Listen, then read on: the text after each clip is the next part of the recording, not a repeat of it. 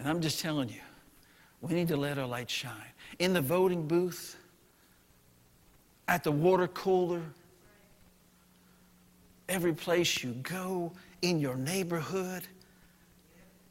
You know, there's so much today about being relevant. Being relevant. I don't know. I don't think Jesus was all that relevant. I'll just be honest with you. I don't think he was all that relevant.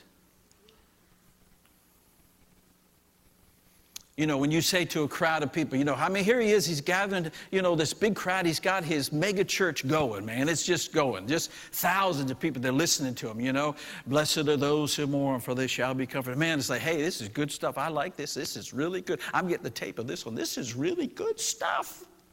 Came to heal the brokenhearted. Man, this is really good. And then he shifts and he says, if you don't eat my flesh and drink my blood, then you have no part in me. What? You do what?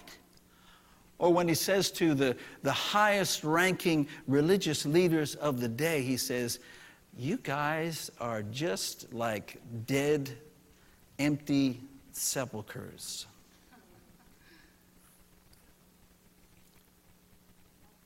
And it says when he said that about eating his flesh and drinking his blood, it says that they all started to walk away.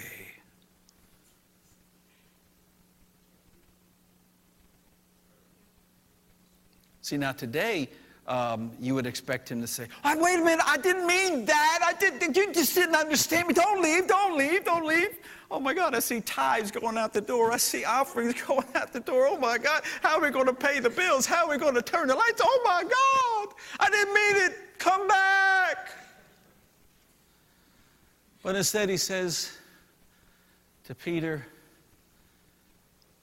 because they were going, this is heavy stuff, man. He's eating flesh, drinking blood. I mean, come on, geez. Man, Jews don't do that kind of stuff. I mean, it's like eating pork or something. I mean, this is bad. This is even worse. And he looks at Peter and he says, you guys going?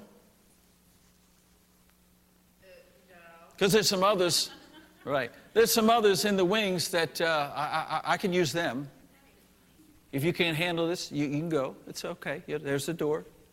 Don't let it hit you where the Lord splits you. But there's the door if you want to go. I didn't say that. Jesus, he said, you're free.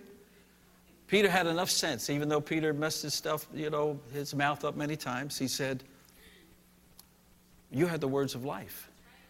I mean, we're having a hard time with this, let me tell you. But you have the words of life. Where else would we go? You have life. We know you have life. We don't understand. See, and listen, we don't always understand everything. We don't understand sometimes, when things happen. We don't have answers, to the questions that life brings us many times.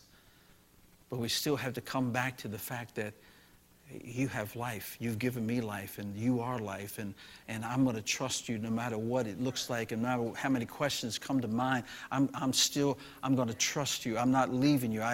This don't make any sense to me. I don't understand this. But I know you are life, and you have the words of life, and I'm not going anywhere.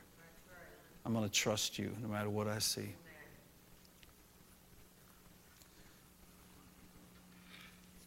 And that's why he could say to Peter,